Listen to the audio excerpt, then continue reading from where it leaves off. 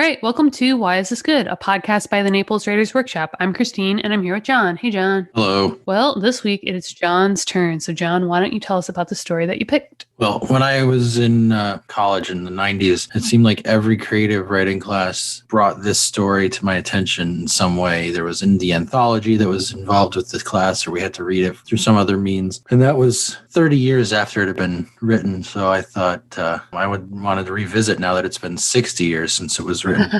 So I thought I'd bring it in and see what we thought, why it's so good. What the hell is it, John? It's I Stand Here Ironing by Tillie Olsen. Awesome. Is there a section that you'd like to read for us? Yep.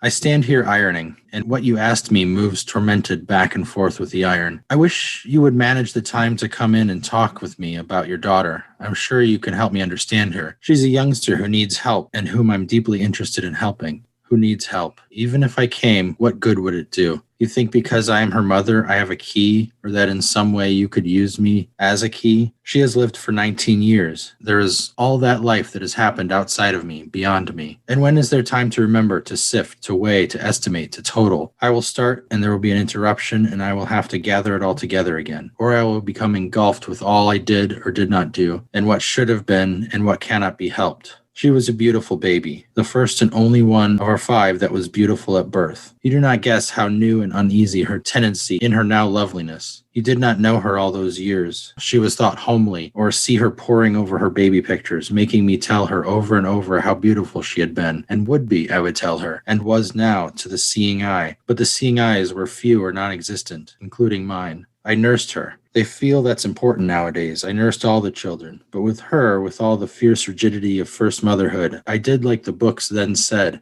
Though her cries battered me to trembling and my breast ached with swollenness, I waited till the clock decreed. Why do I put that first? I do not even know if it matters, or if it explains anything. She was a beautiful baby. She blew shining bubbles of sound. She loved motion, loved light, loved color and music and textures. She would lie on the floor in her blue overalls, patting the surface so hard in ecstasy her hands and feet would blur. She was a miracle to me, but when she was 8 months old, I had to leave her daytimes with the woman downstairs to whom she was no miracle at all, for I worked or looked for work, and for Emily's father who could no longer endure, he wrote in his goodbye note, sharing want with us.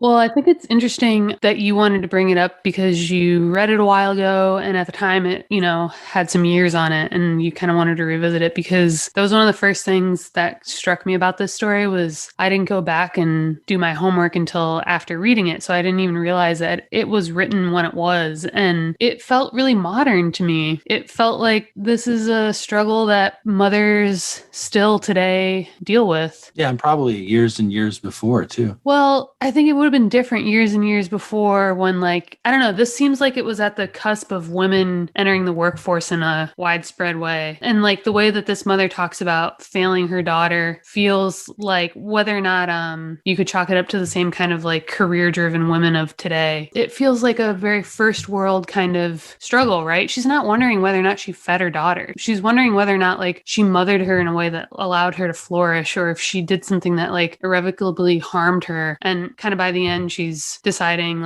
even if I did, my daughter's okay. Yeah, I guess the specific worry is that, but I was just thinking that worry over your kids in general. Yeah. Oh, yeah. That's my point. Okay. So you're absolutely right. This is timeless in that sense. But I mean, if you told me that this was written by someone yesterday, I would be like, absolutely. Yeah. Right. Because women are dealing with this still. This is not something that's solved yet. Even though women have been in the workforce now for an additional 30 years, this still feels as relevant. Yes. Yeah, absolutely. I mean, and it kicks it off that way just at the beginning with what you read. It talks immediately about managing your time to come in and talk about your daughter as if, that wording is intentional, right? As if she hasn't managed her time properly or it's not a priority. She's kind of yeah, I've been managing my time and definitely made some mistakes, but what good is it now? Yeah. It is interesting that it was written in 61, but I think it's reflecting experiences that the author had in the 30s, if I'm remembering right. So this is like almost 90 years old, and it's in the situation it's depicting, but it's still, like you said, very much modern,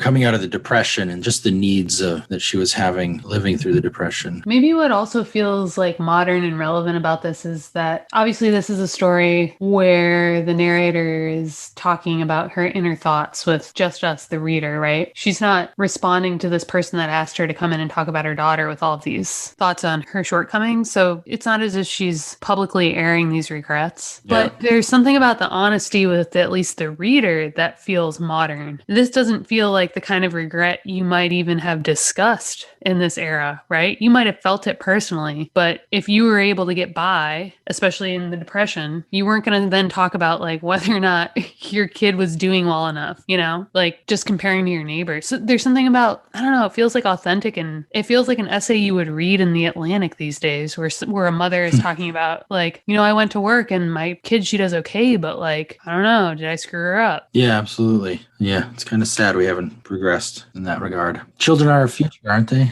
Yeah, well, we have though, right? In the sense that like this is still a first-person story, and like maybe this character would not have shared it in her time, like in the real world. Obviously, the author's writing about, like you said, a time before it was published, so maybe it's progressed since the time it was published, and then it's even progressed further if like you would then now in these days share these exact intimate thoughts with like the internet. So we're still failing our children, but we're willing to talk about it. That's true. That's progress. Yeah, there's Facebook groups for this now.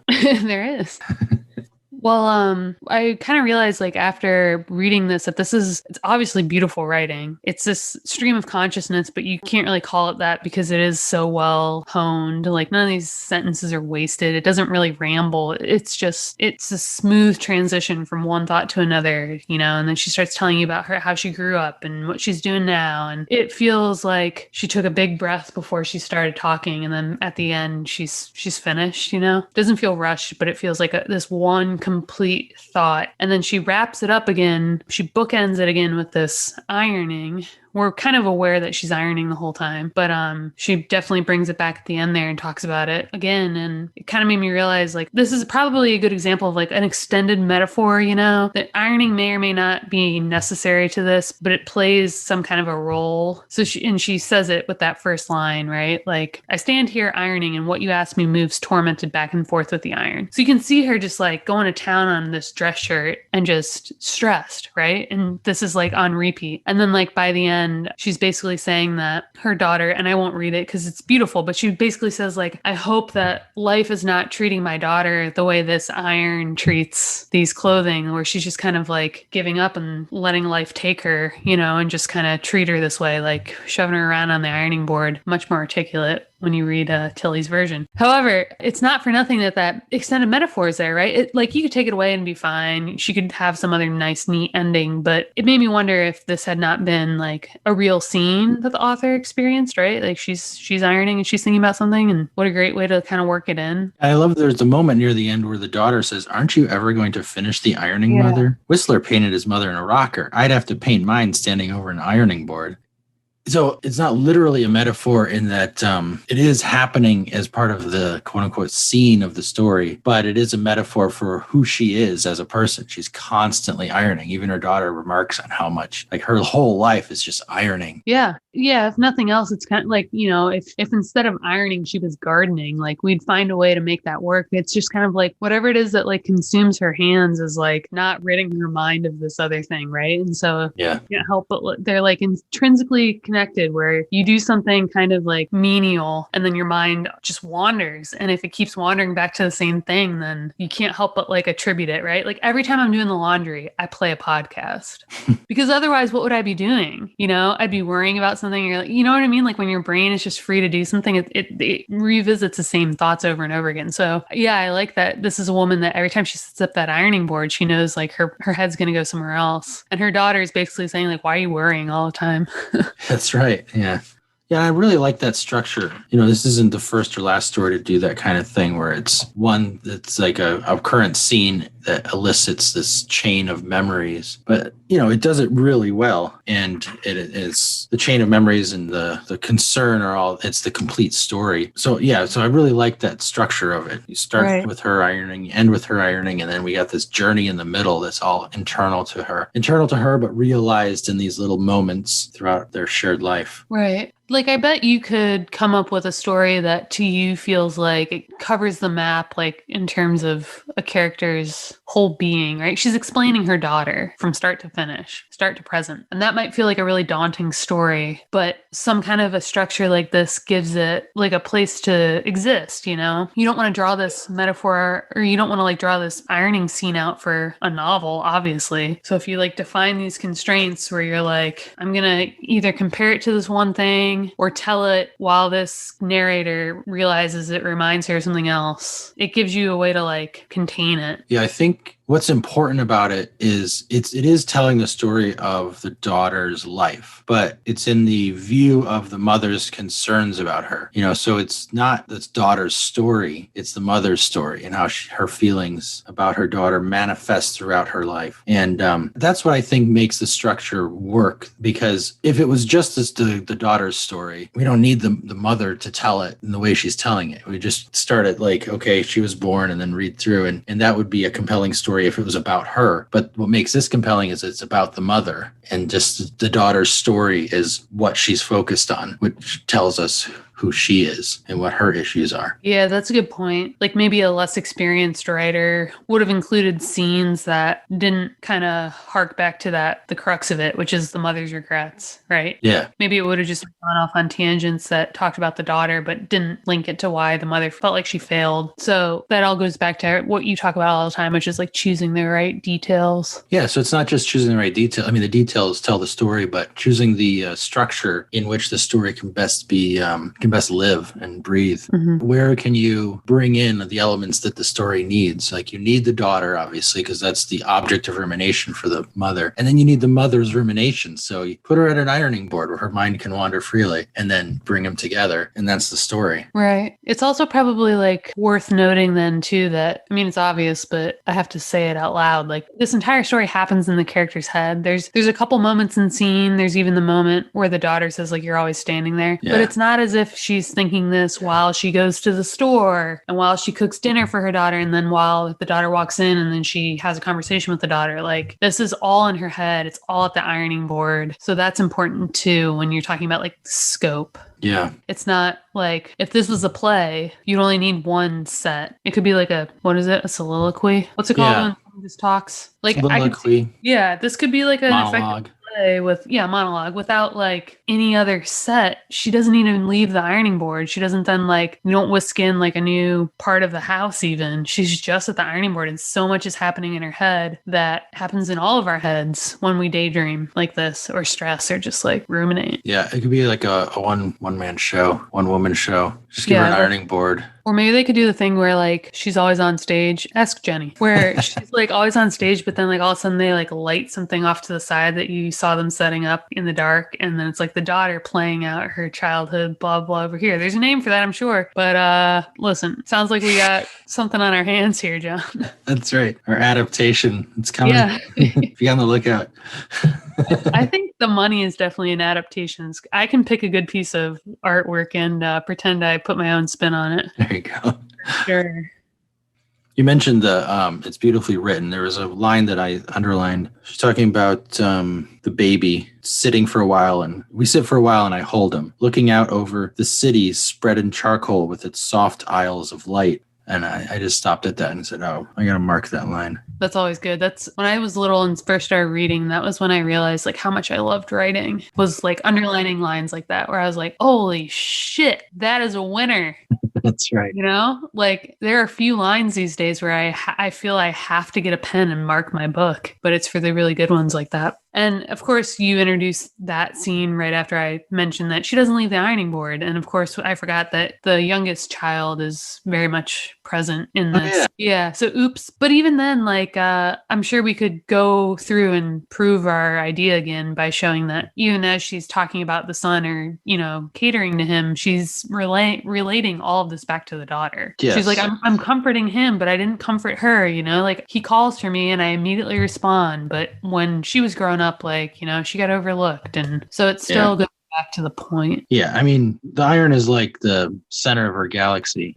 She's always drawn back to it. So no matter what she does, the iron is still there, steaming away, ready to be deployed. The other thing that I think felt be deployed, that's funny. The other thing that it's like Rosie the Riveter goes ironing. So the other thing that felt modern for this though is that she's talking about how essentially her daughter's like childhood trauma turned her into a very successful comedian, which is something that millennials talk about all the time, right? They're like, my trauma is what makes me funny. And that's what kind of feels modern about this too, is like, holy crap, this was written in 1961, but it was written at a previous time. And she's talking about her daughter, a woman in that time, getting up on stage and wowing people. I was like, I thought Marvelous Miss Maisel was a completely fictional. And here we have like, I thought that was great. She could have said something like, and maybe this is based on something that's true or whatever, but it almost has to be because back then I don't think this was like among the things that you would have picked. But she didn't say like, my daughter's traumatized, but she's a really good teacher, or but she's mothering just fine. She's like, but she's getting up on stage and she feels alive and she transforms in front of this audience and the world at large is like accepting of her, right? It's not that just that she's somehow found happiness like being a regular person, right? This is a measure by anyone's count of like, this is success, right? You're able to get up there and impress people who like you. And there's really good lines describing that. It talks kind of about how the audience like wants her to be there, is like doesn't want her to get off stage and feels like they're a part of her. Yeah, that is interesting. I feel like we could trace like the history of comedy to try to put it in a place. There's the transition from vaudeville to what we have now had a couple of phases. It's fascinating. I'd be curious I don't know it off the top of my head, obviously, but I do wonder how different it is. Yeah. And it reminds me too, as I'm looking through here, it talks about she fretted about her appearance, thin and dark and foreign looking at a time when every little girl was supposed to look or thought she should look a chubby blonde replica of Shirley Temple. Mm-hmm. When I read that, I was like, oh, let me scroll up and see when this was written. That's right. Yeah. And then it mentioned like giving her kids money to go get candy. And it was like licorice was his favorite. And I was like, well, she didn't mention ring pops. So this is when licorice cost 5 cents. I'm going to read this paragraph. She began to be asked to perform at other high schools, even in colleges, then at city and statewide affairs. The first one we went to, I only recognized her that first moment when, thin, shy, she almost drowned herself into the curtains. Then, was this Emily? The control, the command, the convulsing and deadly clowning, the spell, then the roaring, stamping audience, unwilling to let this rare and precious laughter out of their lives. It's like, holy shit. That's not some girl that like did the talent show even though she didn't want to and prove something to herself. Like she's killing it. Yeah. And I mean, and you still have a mother, and this is typical, right? Who doesn't think she did enough or did it right. I think that's a great paragraph to read because that sets up the next two, in which she says afterwards, you ought to do something about her with a gift like that. But without money or knowing how, what does one do? We have left it all to her, and the gift has so often eddied inside, clogged and clotted, has been used and growing.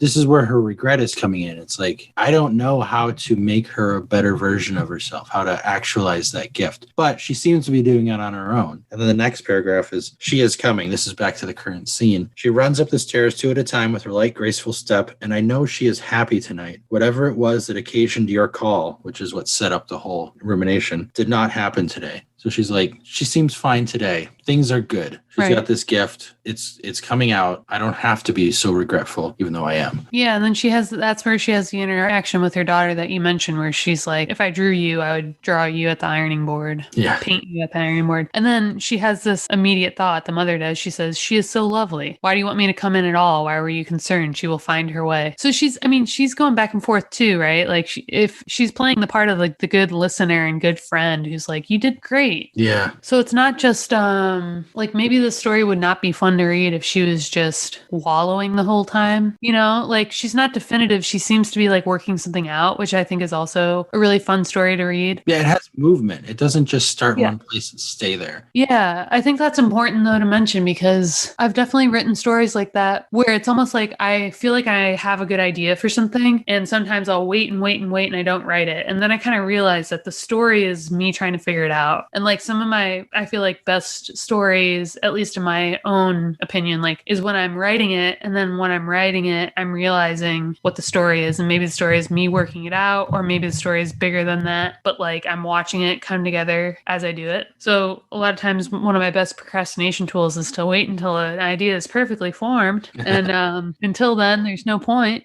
But sometimes it really works. And yeah, like you said, it gives it movement. Yep. Yeah, I think this is a good story. Well made, well crafted. Yeah. 60 years after it was written, we've determined it's good. Yeah, that's right.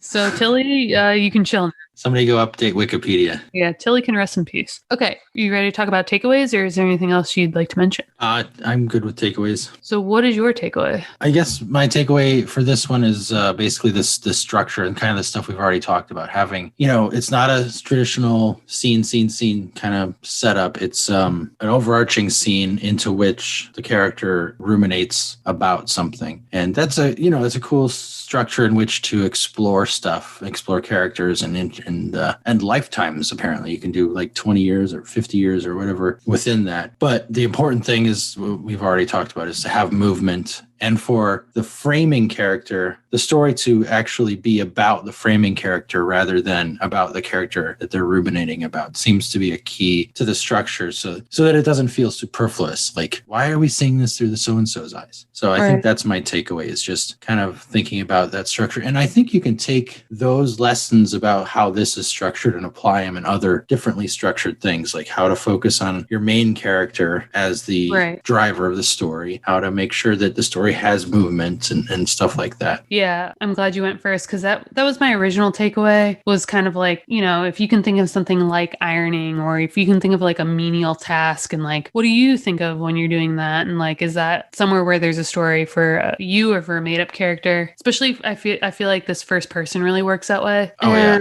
yeah, that like definitely adds something. So maybe that'll be like a prompt, right? Because that's kind of like an easy thing. It doesn't like tell you a whole lot about why this is good. It's just like kind of a knee-jerk way to contain your story. But I don't know. I kind of like what I was talking about at the end there, where this, like you said, it gives it movement. But I like that it's just trying to figure something out, And she covers all her bases. Like, I mean, one minute she says she's a terrible mother, and then she says her daughter's fine, and then at the end she's still kind of thinking to herself like, but I hope she doesn't just lay down and let the world screw her over. So she hasn't settled necessarily this debate, right? This is not the last time she's going to be thinking about this while she's ironing. So there's no like movement toward a conclusion that way. But I like stories that are like trying to work something out. And I think first person is good that way. So think about something you haven't like figured out. You don't have to have like, I don't know, sometimes we think we have to have some conclusion in a story where it's like, oh, such wisdom. It's like, you probably don't have any of that, You might think you do. I guarantee it's going to come across as like very cliche, but this is why people love ambiguous stories, and people love writing them because that gets them off the hook to decide anything definitively one way or the other, right? That's right. Yeah, and this way it's just kind of like, it also feels really, really human. I think another good thing about what she does in here is it's a moment, and like you said, it's probably the same thoughts she had again and again, but this is a particular moment in time that was occasioned by a specific event, which was a phone call from somebody at the school, and she's reacting to that. And I think that's a good point. Something to consider is there should be some impetus for the beginning of the story, and then you can do that whole ruminative thing throughout. Yeah, that's a good point. An impetus will give it some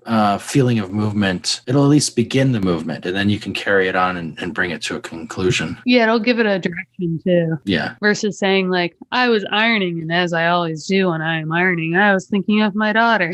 That's right. All right. Thanks, guys. If you enjoyed this episode, consider subscribing to our monthly newsletter at our website, napleswritersworkshop.com. And for daily writing tips, industry news, and great short fiction, join our Facebook group at facebook.com/groups/Naples Writers Workshop.